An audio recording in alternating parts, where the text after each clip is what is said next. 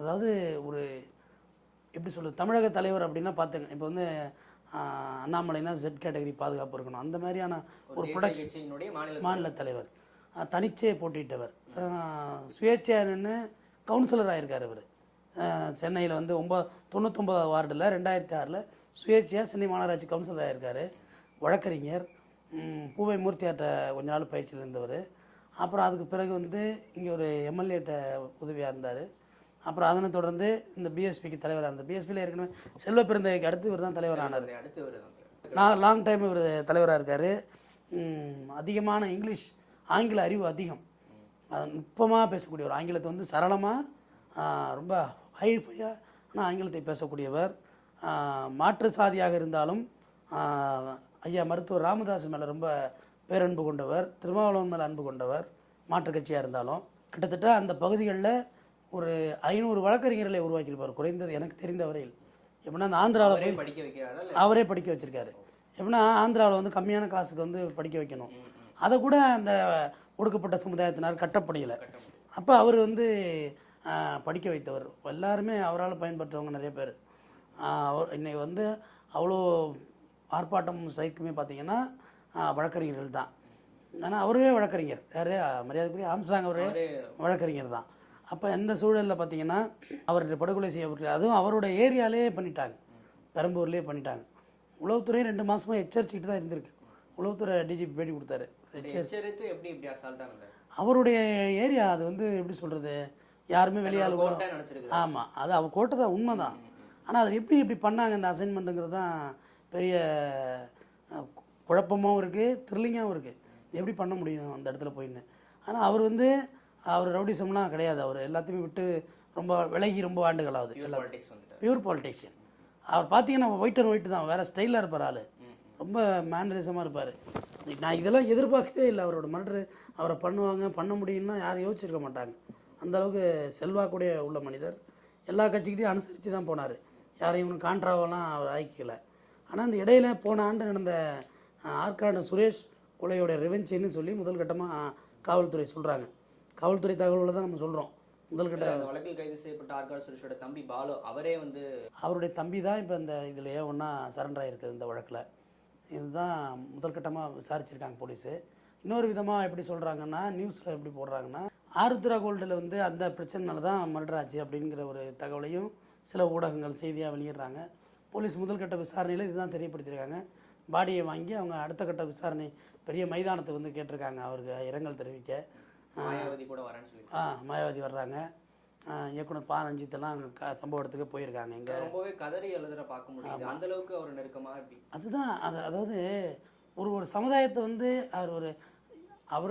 அவர் மேலே என்ன கேஸ் இருக்குது அதெல்லாம் பற்றி தாண்டி ஒரு சமுதாயத்தை வந்து அதிகாரத்துக்கு வரணும்னா வழக்கறிஞர் ஆகணும் அப்படிங்கிறது வந்து அப்பையிலேருந்து எல்லா சமுதாயத்திலையும் சொல்லுவாங்க. ஆனால் அதை கண்கூட செய்து காமித்த ஒரு ஆம்ஸ்ட்ராங். அந்த வக்கீல் ஆக்கணுக்குள்ள அந்த 3000 ரூபா 6000 ரூபா 10,000 ரூபா கட்ட முடியாது ஏழைப்பட்டவங்களால்.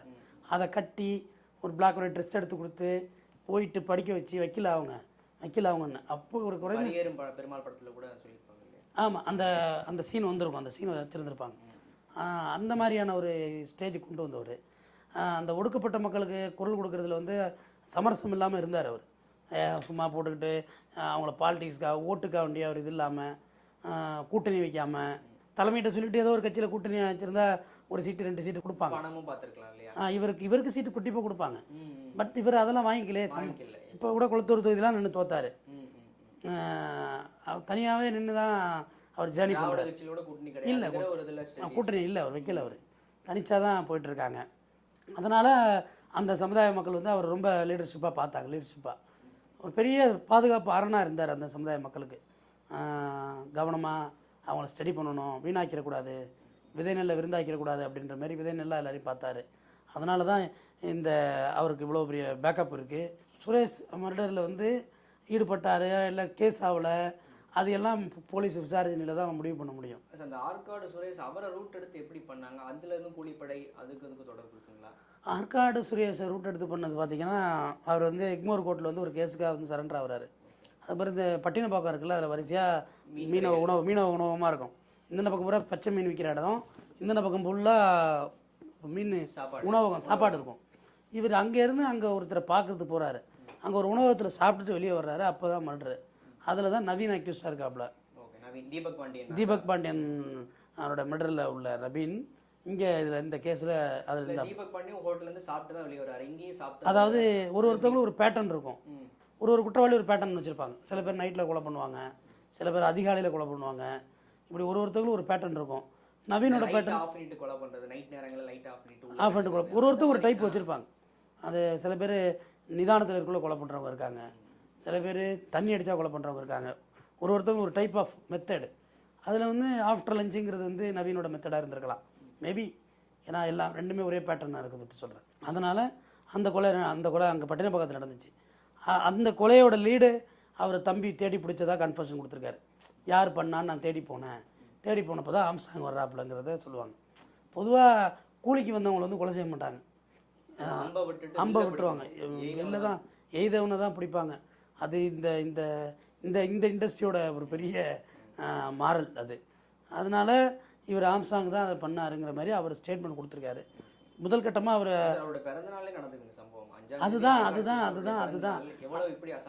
அவரோட ஸ்டேட்மெண்ட்லேயே சொல்கிறார், எங்கள் அண்ணனோட பிறந்த நாள்லையோ இறந்த நாள்லையோ கொள்ளணும் தான் நான் இருந்தேன், என்னையும் மிரட்டாங்க, அதனால தான் நான் கொன்னேன்னு அவர் ஸ்டேட்மெண்ட் கொடுத்துருக்காரு. 2ஆம் கட்ட விசாரணை முடிஞ்சால் தான் தெரியும். அதேமாதிரி ஒரு 1 or 2 hours 3 hours 4 hours வந்து அதோட முழு டீட்டெயில் வந்துடும். ஒரு 2 மாதத்துக்குள்ளே பார்த்தீங்கன்னா இந்த நவீன சுற்றி நிறைய விஷயங்கள் நடந்துக்கிட்டே இருக்குது. அந்த கூலிப்படைகள்லாம் ஜெயிலுக்குள்ளே இருந்தே தான் உருவாகி வெளியே வராங்களா எப்படி? ஆமாம், நீங்கள் பார்க்கணும். ஜெயிலுக்குள்ளே வந்து அந்த பிளாக் வைஸ் போடக்குள்ளே அந்த கேஸ்காரவங்களோட போய் சந்தித்து பேச பெரிய கான்டாக்ட் உள்ளே இருக்குங்க. நான் அது நம்பலனால அதான் நெசம். ஜெயிலுக்குள்ளே பெரிய கான்டாக்ட் இருக்குது, நெட்வொர்க். அது அந்த நெட்வொர்க் 1 by 1 லிங்க் எடுத்து வருவாங்க. ஆளுக உள்ளே இருப்பாங்க, ஆனால் வெளியில் வந்து கொலை சம்பவத்தை அரங்கேற்றுவாங்க. அவங்க லைஃப் கூட எடுத்திருப்பாங்க, ஆனால் வெளில கொலை சம்பவம் அரங்கேற்றுவாங்க. அது வெளில போகிறவங்கள லீடு பிடிக்கிறது. வெளில போய் நேரம் பாருன்னொன்னே அவங்க போய் பார்ப்பாங்க. பொதுவாக ஜெயிலில் நீங்கள் ஒரு 6 மாதம் 1 வருஷம் வெளியே வந்தீங்கன்னா கையில் காசு இருக்காது, முதல்ல தெரிஞ்சுங்க. அப்போ காசு இருக்காதுங்க உள்ள அந்த லீடு தான் எடுத்தவன, ஒரு வழி இருக்காது. ஏன்னா உங்களுக்கு கோர்ட்டு கேஸ்ன்னு வீட்டில் காசு அழிச்சிருப்பாங்க, வெளியே எடுத்து உங்களுக்கு வேலையும் கிடைக்காது. இப்போ அந்த பழைய பார்த்த வேலையெல்லாம் போயிருக்கும். அப்போ உங்களுக்கு வேறு வழி இருக்காத ஒரு சூழ்நிலை வரக்குள்ள அப்போ இந்த நேரம் போய் பாரு, உங்களுக்கு லீடு கொடுப்பாங்க, பேமெண்ட் கொடுப்பாங்க. இதில் இல்லை சாதிங்கிறது அது வேறு டீம். அது சமுதாயத்துக்காக கொலை பண்ணுறவங்கிறது வேறு டீமு. இது கூலிப்படைக்கு வந்து சாதி பேதம்லாம் கிடையாது, எல்லாருமே பண்ணுவாங்க. அதான் பேரே அதுதானே வச்சுருக்காங்க, காசுக்காக தானே கொலை பண்ணுறதுன்னா அது இதில் வராது, லீடு வராது. சாதிக்கு கொலை பண்ணுறது வேறு, மதத்துக்கு கொலை பண்ணுறது வேறு, அது வேறு டீம். அது தீவிரவாத டீமுகளே அந்தந்த இனத்துக்காக தான் அவங்க போராட்டம் இருக்கும். தனிப்பட்ட ஆளுகளை போய் அவங்க கொலை பண்ணிகிட்டு இருக்க மாட்டாங்க. அதெல்லாம் வேறு கதை, இது வேறு கதை. அது ஆம்ஸ்டாங்கை பொறுத்த வரைக்கும் அவர் அரசியலில் முன்னேறமாக ஈடுபட்டாலும் அவருடைய தம்பி மேலே சில அலிகேஷன்ஸ் இருக்குது அப்படிங்கிறாங்க. இந்த மாதிரி சில விஷயங்களில் ஈடுபடுறாங்க.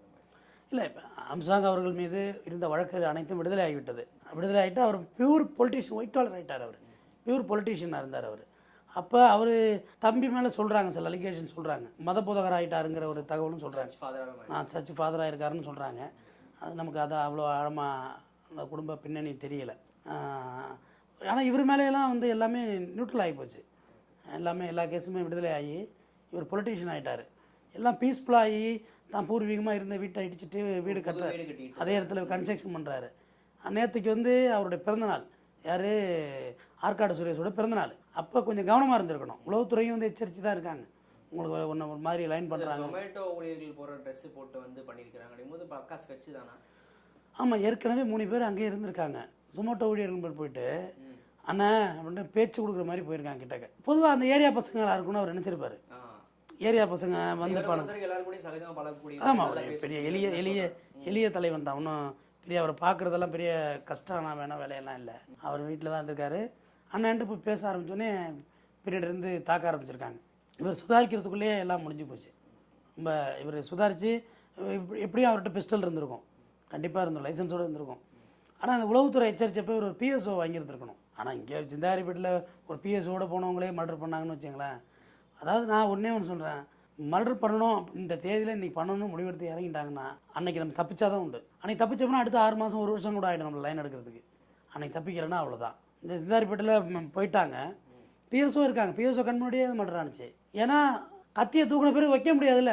ஒரு ஃப்ராக்ஷன் ஆஃப் செகண்ட்ஸ் எல்லாமே நேற்று போனாங்க இல்லையா அந்த டீமு, அந்த டீமு தன்னை மர்டர் பண்ண வந்தது சுதாரிச்சிருந்தாருன்னா அவங்க யாரும் வெளில வர முடியாது. ஏன்னா அது அவங்களோட கோட்டை. அது ஒரு விசில் அடித்தாருன்னா ஊரே திரண்டுறோம் அந்த இடத்துல. அப்போ அது எவ்வளோ ரிஸ்க்கான ஹேண்டில் பண்ணுறாங்க பாருங்கள் இடம் அது. ஏன்னா வேறு எங்கேயும் அவரை நெருங்க முடியல, வேறு எங்கேயுமே அவர் கேஷுவலாக இல்லை. இல்லை வெடிகுண்டு அடித்த மாதிரியோ அந்த மாதிரி எதுவுமே இல்லை. வெடிகுண்டை கண்டுபிடிச்சிருக்கோம் அப்படிங்கிற மாதிரி சொல்கிறாங்க. வெடிகுண்டுலாம் அடிக்கவே இல்லை, யூஸ் பண்ணவே இல்லை அப்படிங்கிற யூஸ் பண்ணவே இல்லை.